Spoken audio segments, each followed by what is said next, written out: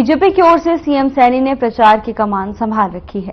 CM Saini एक के बाद एक ताबड़तोड़ रैलियां कर रहे हैं, तो वहीं कांग्रेस के भी दिग्गज जनता के बीच जाकर चुनावी प्रचार प्रसार कर रहे हैं। हरियाणा विधानसभा चुनावों के लिए उत्तर प्रदेश के मुख्यमंत्री योगी आदित्यनाथ ने असंध की जनसभा में कांग्रेस के साथ बीएसपी को भी निशाने पर लिया है। सीएम योगी ने कहा कि कांग्रेस का ढांचा वैसे ही जर्जर हो चुका है जैसे अयोध्या में बाबरी ढांचा। सीएम योगी ने बसपा के लिए कहा कि पिछले 10 सालों में हरियाणा में परिवर्तन आया है। हरियाणा को कांग्रेस इनेलो ने भ्रष्टाचार और परिवाद के गर्त में डुबो दिया था। इसके साथ ही वार पलटवार का दौर भी जारी है। जहां एक तरफ सभी दल रणनीति मजबूत करने में जुटे हैं, तो वहीं दूसरी तरफ सियासी दलों को एक के बाद एक बड़े झटके लग रहे हैं। तो वहीं हरियाणा के मुख्यमंत्री नायब सिंह सैनी ने कांग्रेस पर हमला बोला। उन्होंने कहा कि कांग्रेस का मूल चरित्र हमेशा दलित विरोधी ही रहा है। अगर इनका इतिहास देखेंगे तो पाएंगे कि ये दलित विरोधी है। कांग्रेस ने हमेशा अपने दलित नेताओं को अपमानित किया है, चाहे वो बाबा साहेब हो, बाबू जगजीवन राम हो, सीताराम केशरी हो या फिर कुमारी सैलजा हो।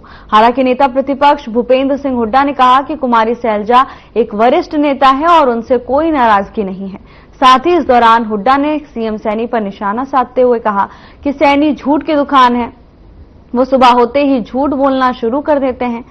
सीएम नायब सिंह सैनी ने किसानों के मुद्दे पर कांग्रेस पर करारा हमला बोला। उन्होंने कांग्रेस से किसानों के मुद्दे पर कुछ सवाल भी किए। उन्होंने अपने सोशल मीडिया हैंडल एक्स पर इन सवालों को पोस्ट किया है। सीएम सैनी ने एक्स पर पोस्ट कर लिखा कि कांग्रेस ने हमेशा किसानों से छल किया है। किसानों को लूटने वाली देश में अगर कोई एक पार्टी है तो वो कांग्रेस है। हरियाणा का किसान तो कांग्रेस द्वारा किसानों की जमीन तक की लूट का गवाह है। चुनाव आने पर किसान हितैषी बनने का ढोंग करने वाली कांग्रेस पार्टी और बापू बेटे से कुछ सवाल पूछते हुए चुनौती देता हूं कि वो इसका जवाब दें। सीएम सैनी ने कहा कि कांग्रेस और उनके सीएलयू गैंग का चाल, चेहरा, चरित्र हरियाणा का एक एक किसान पहचानता है। अगर राहुल गांधी और हुड्डा किसानों से कान पकड़कर 100 बार भी माफी मांगे तो किसानों के साथ की गई अपनी गलती से मुक्त नहीं होंगे। किसान की आशा भी बीजेपी है, भरोसा भी बीजेपी है।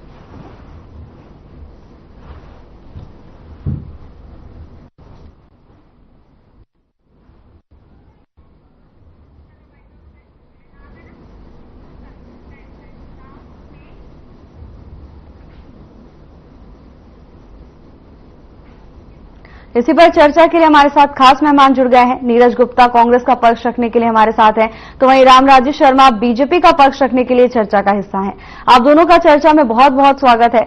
नीरज जी, आपके पास आना चाहेंगे। नायब सैनी का ट्विटर अकाउंट पे आपने पोस्ट तो देख ही लिया होगा। उसमें उन्होंने साफ तौर पर कह दिया है कि किसान का भरोसा भी बीजेपी है और आशा भी बीजेपी है। क्या कहेंगे?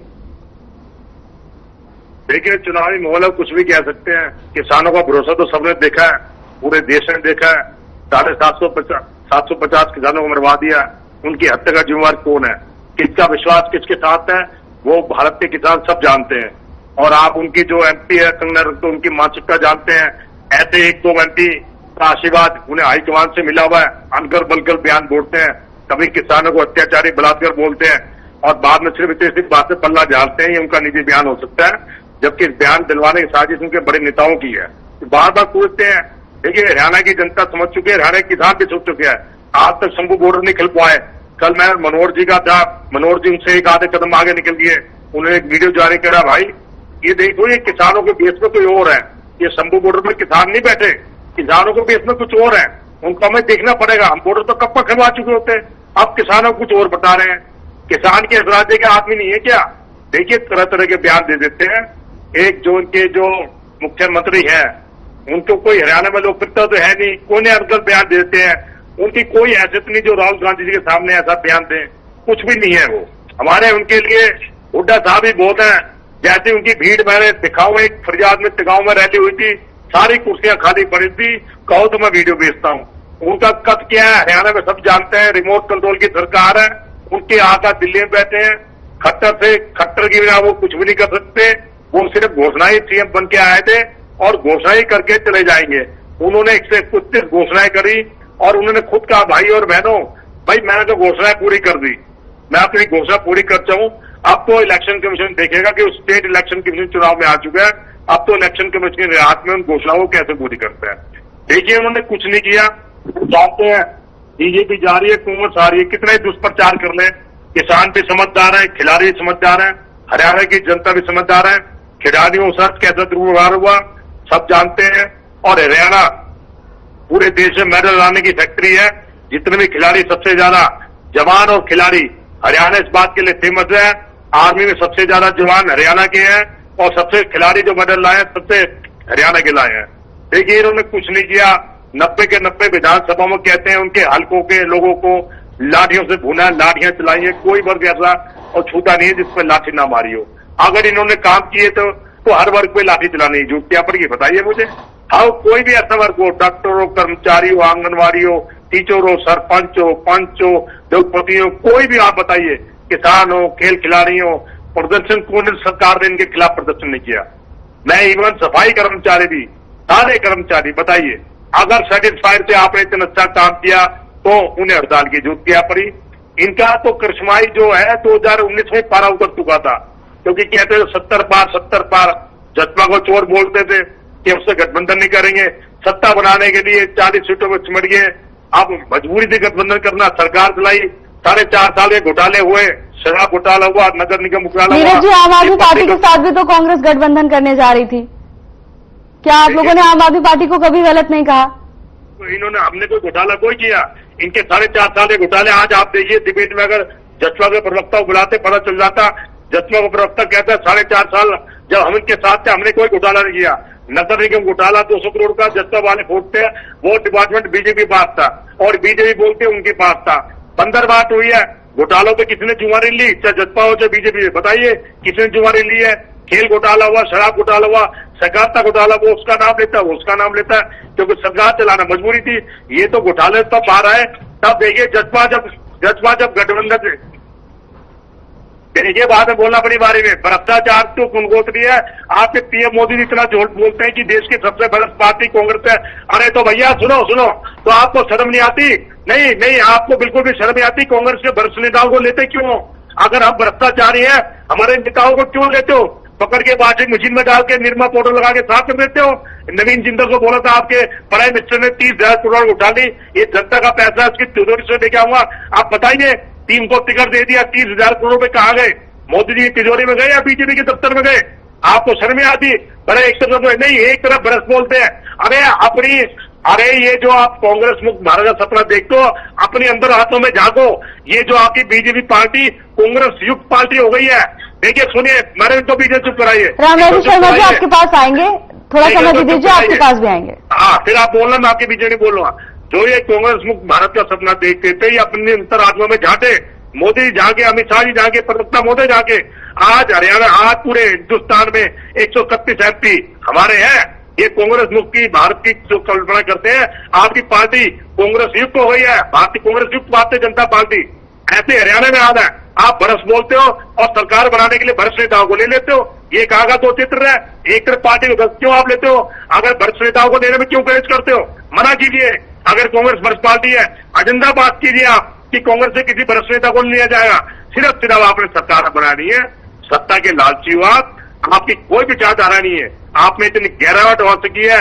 जब मोदी जी आए थे, भाई और बहनों, मैं आपको कांग्रेस मुक्त करके दिखाऊंगा। अरे आपकी पार्टी ही कांग्रेस युक्त हो गई है महाराज। चाहे हरियाणा देखिए, कहीं भी देखिए, जिस पार्टी को भी भ्रष्टाचार के बोलते थे मोदी, उसी के साथ स्टेट में सरकार बना ली। चाहे दक्षिण भारत हो, चाहे उत्तर भारत हो, सब जगह जानते हैं। इधर आप सत्ता के लालची है। अगर आप में हिम्मत है ना, इतने साल से आपने हरियाणा में पार्षद के चुनाव नहीं कराए, आपने इतने बजे 2.5 साल हो गए, शर्म आनी चाहिए। पहली बार हरियाणा के इतिहास में हुआ कि 2.5 साल पार्षद के चुनाव लेट हो गए, नगर निगम के चुनाव आज तक चुनाव नहीं है। अगर आपने अच्छे काम किए होते, 2.5 साल पहले नगर निगम चुनाव कराए थे। जनता जाए तो किसके बाद जाए भैया? पार्षद तो कोई है ही नहीं। आपने पार्षद बना के छोड़े कहाँ है? क्योंकि आपको पता है जमीन खिसक रही है। अगर पार्षद का चुनाव लेते तो थोड़ी बहुत जो 2-4-10 सीटें आनी है MLA चुनाव में, वो भी खिसक जाती। पूरे हरियाणा में भावना जी 2.5 साल से नगर निगम का चुनाव पेंडिंग है। ये देश की पहला स्टेट होगा जिसमें 2.5 साल तक नगर निगम के चुनाव नहीं हुए। क्या आप ऑन रिकॉर्ड उठा के देख लिए? इसमें झूठ बोलने की बात नहीं। बीजेपी प्रवक्ता साथ ही बता देंगे कि नगर निगम के चुनाव हुए नहीं हुए। देखिए जनता समझ चुकी है ये इन्होंने ठगी चोरी करके, अब मैं इनका वर्ड इनको ऊपर ही यूज करते हैं, रोज यूज करते हैं, लेकिन मैं मजबूरी यूज कर रहा हूँ, ऐसे वर्ड यूज नहीं करने। लेकिन जब ये यूज करते हैं तो मुझे भी यूज करने में, ये ठगी चोरी करके 2014 से सरकार बना ली और जनता को मत क्यों, मैं तो इसमें ठगी चोरी बोलने के पक्ष में नहीं हूँ, लेकिन आप बोलते हैं कि जनता का मत को कभी ठगी चोरी नहीं बोलना चाहिए, चाहे वो किसी पार्टी को दिया, चाहे हमें दिया, आप दिए, वो जनता का वक्त है, उसका विश्वास होना चाहिए।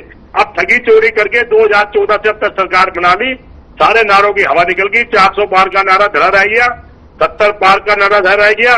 आप इनके वो जो ये मुख्यमंत्री है, उनका कोई दिमाग मानसिक सुकून बढ़ गया, कभी बोलते 80 सीटें जीतेंगे, कभी बोलते 85 सीटें जीतेंगे, इनका प्रवक्ता कहते हैं 90 पार जाएंगे, और सिकोड़ा चाहो तो ये भी वीडियो भेज दूं, तो ये मानसिक सुकून सोच चुके हैं, कभी 85 सीट का सपना देख रहे हैं, कभी 90 सीट का सपना देख रहे हैं। इनकी सीटें कितनी जाएंगी खुद जानते हैं, और हरियाणा की जनता बहुत जल्दी बता देगी, तो ज्यादा दूर नहीं है टाइम।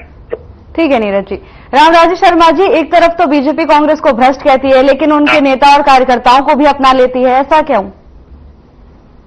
तो पहले इन्होंने, मैं शुरू होता हूं 5 सीटों से, इन्होंने कहा 5 सीटें जीती, 5 सीटें हमने लूज क्यों करी, पहले मैं वो बता रहा हूं। देखो, कांग्रेस पार्टी अगर कोई झूठ बोलने में राष्ट्रीय अवार्ड घोषित किया जाए ना, तो कांग्रेस पार्टी 1 नंबर की झूठी पार्टी है, और झूठ बोलने की इन्होंने फैक्ट्री लगा रखी है, और भ्रष्टाचार की गंगोत्री है, गंगोत्री।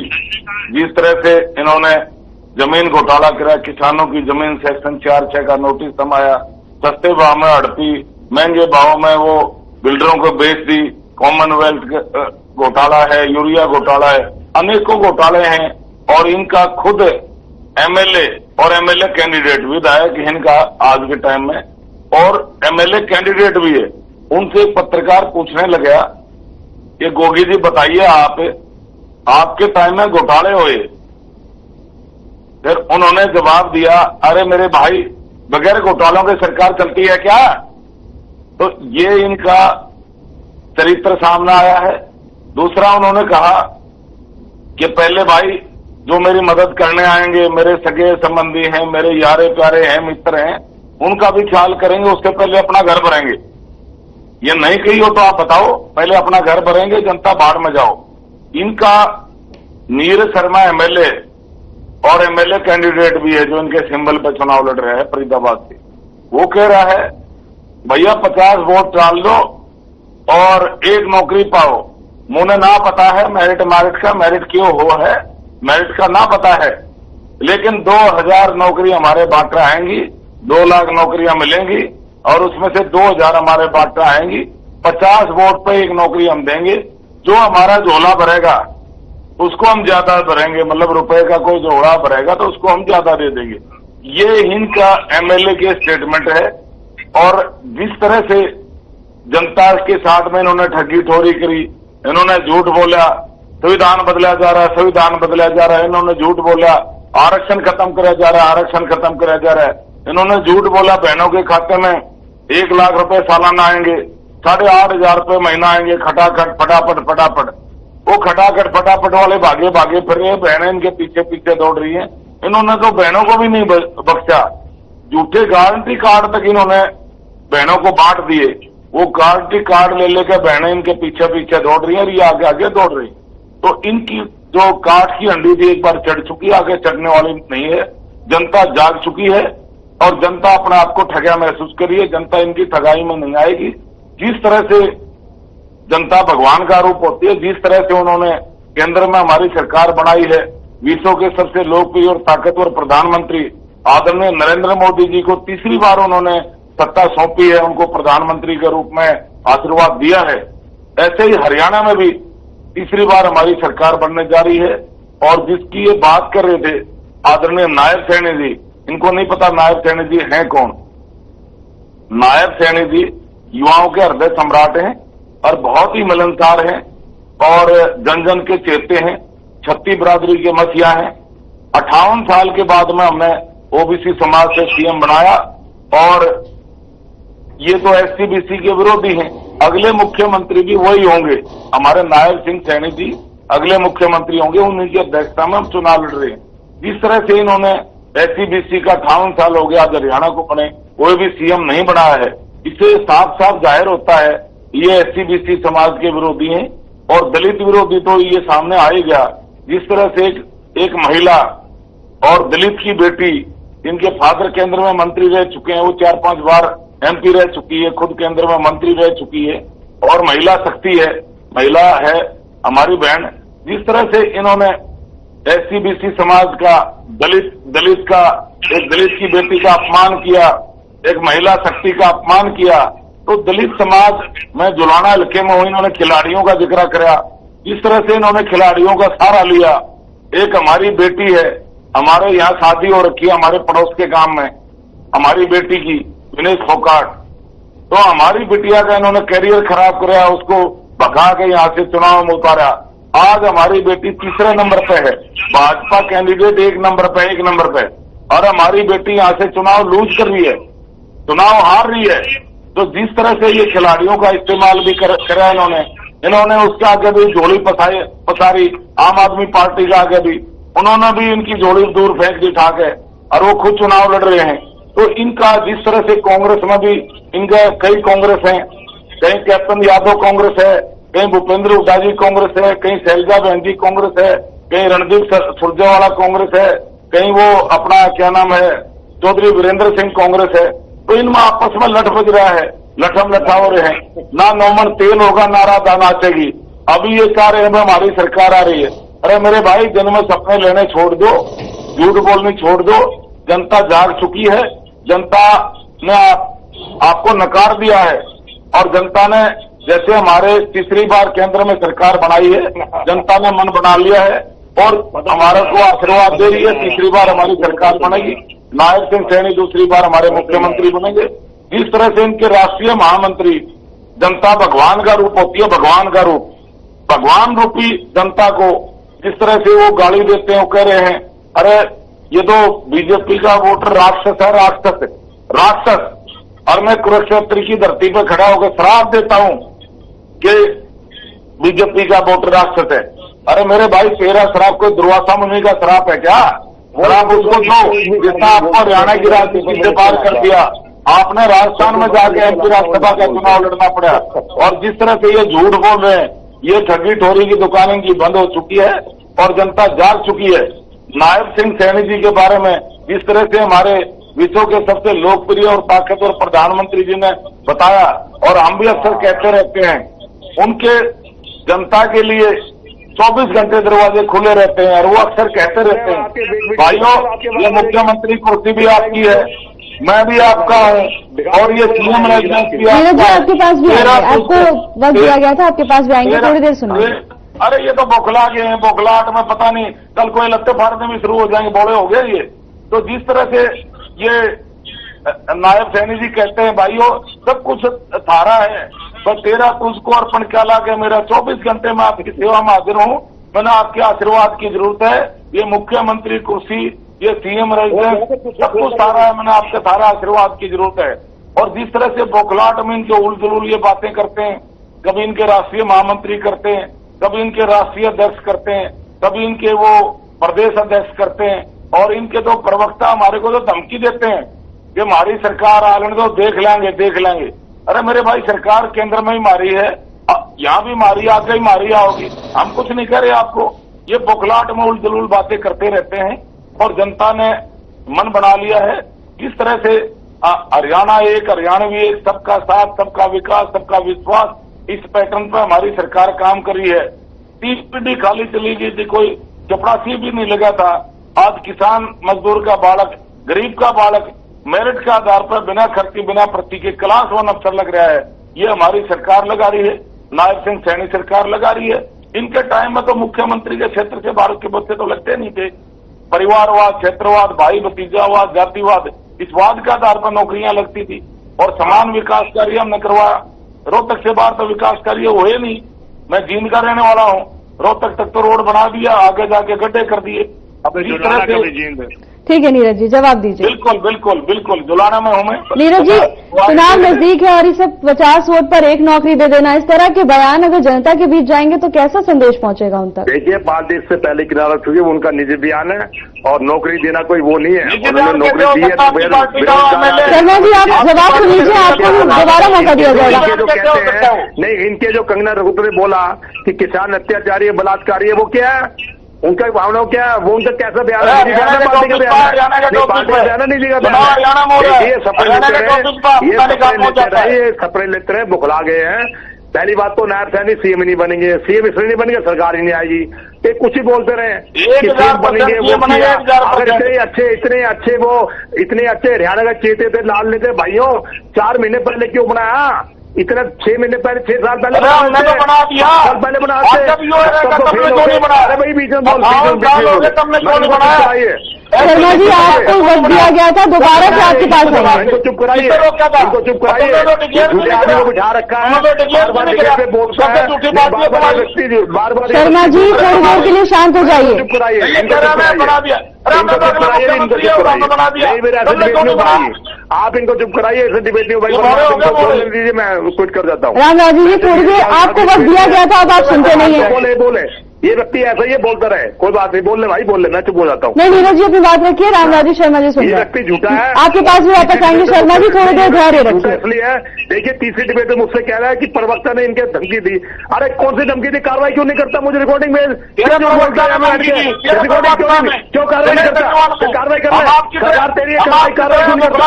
उन्होंने कुछ नहीं बोला, कर कार्रवाई, फिर कार्रवाई करना, कर कार्रवाई। यहाँ झूठे बयान देता है, प्रदेश में धमकी दी है, धमकी देता है लोगों को, बोलने की तरीफ नहीं, तू तलाक में आता है, बोलने की धमकी नहीं तुझे, अरे तू तलाक करता है। अरे तेरे को जो आपको जो तागा मिला हो ना भाजपा प्रदेश प्रवक्ता का, सब लोग आपको पागल बोलते हैं। क्यों भाई? घमंडी आपको बोलने की तजीब नहीं है। बदतमीज प्रवक्ता के नाम से फेमस हो आप, बदतमीज प्रवक्ता के नाम से फेमस हो आप, किसी पे झूठा इल्जाम लगाते हो। क्यों नहीं कार्रवाई करते? नहीं, क्यों नहीं कार्रवाई करते? मेरा आपने कार्रवाई क्यों नहीं करी? प्रवक्ता की कार्रवाई क्यों नहीं करी? तो बोल क्यों रहा है? तो फिर बोल क्यों रहा है? कार्रवाई कर, हमने जनता में छोड़ दिया, करेगा कार्रवाई, हिम्मत जनता में जाएगा, जनता में जाएगा। देखिए, इन्होंने कुछ नहीं किया, जनता सब जानती है, इनके ठीकरा फूक चुका है, इनकी सरकार नहीं बन रही, कोई भी वर्ग ऐसा छूता नहीं है, पार्षद इलेक्शन करा नहीं सकते, इनमें दम नहीं है। 2.5 साल से नगर पालिका, नगर निगम खाली बैठे हैं, इनको कुछ नहीं पता, अनकर बलकर बयान देते हैं, खुद इनका दिमाग सटक गया है। अगर किसी प्रवक्ता ने, देखिए, कांग्रेस सब कानून को मानने वाली पार्टी है, किसी प्रवक्ता ने बोला तो आप कार्रवाई कीजिए, हिम्मत नहीं कार्रवाई करने की, झूठे बयान देते हैं, क्यों नहीं कार्रवाई करते? करना कार्रवाई, फिर करते क्यों नहीं कार्रवाई? अरे क्या झूठ बोलते, कार्रवाई करना। उन्होंने कुछ नहीं बोला, बीच में सामने। रामराजू शर्मा जी आपके पास वापस आएंगे, सुन लीजिए थोड़ी देर। भावना मैडम भी है, भावना भी बता देंगी, भावना जी की उसने गलत बोला नहीं, सही बोला, बेकार के अंदर बयान देते हो। पहले आप खुद अपनी भाषा देखो। आपको देखिए, इन्होंने कुछ नहीं किया, चाहे इनके मोदी जी आ जाएं, मोदी जी तो आ ही गए, अमित शाह जी आ जाएं। देखिए, आपने इनसे क्वेश्चन किया कि भाई आपने भ्रष्ट पार्टी है तो भ्रष्ट नेताओं को कोई जवाब नहीं है, सिर्फ रटेटर जवाब है, पन्ने पे लिख के आती है। भ्रष्ट नेताओं को लेने में गुरेज नहीं करते, हर भ्रष्ट नेताओं को ले लेते हैं। जब तक वो कांग्रेस पार्टी में तो भ्रष्ट है, इनके आने बाद वो पाक साफ हो जाता है। नीरज जी, क्या कांग्रेस ने किसी बीजेपी के नेता या कार्यकर्ता को नहीं अपनाया? क्या कांग्रेस ने नहीं अपनाया बीजेपी के किसी नेता को? नहीं अपनाया तो हम तो ये तो नहीं कहते कि वो भ्रष्ट है, तो सरेआम भ्रष्ट बोलते हैं। हम तो कहते हैं जो शराब घोटाला हुआ, नगर निगम घोटाला हुआ, संज्ञान लीजिए। जब हमारी सरकार थी 10 साल में ये चिल्लाते थे। शर्मा जी आपके पास आएंगे, उन्हें थोड़ा समय दे दीजिए। देखिए, जब हमारी सरकार थी, चिल्लाते थे इस्तीफा दीजिए, हम तो फौरन इस्तीफा लेते थे अपनी। हमारी कांग्रेस पार्टी को इतिहास रहा है, आप सब स्टेट लेवल पे चेक के लीजिए, जिस पे इल्जाम लगता है हम फौरन इस्तीफा लेते हैं। इन्होंने इस्तीफा नहीं लिया। खेल मंत्री संदीप सिंह, इनके मुख्यमंत्री कैसे सरकारी वकील की तरह खड़ो करते। ठीक है, रामराजू शर्मा जी 30 सेकंड में अपनी बात को पूरा करिए। रामराजू शर्मा जी केवल 30 सेकंड। कैसे हो सकता है आप बताइए?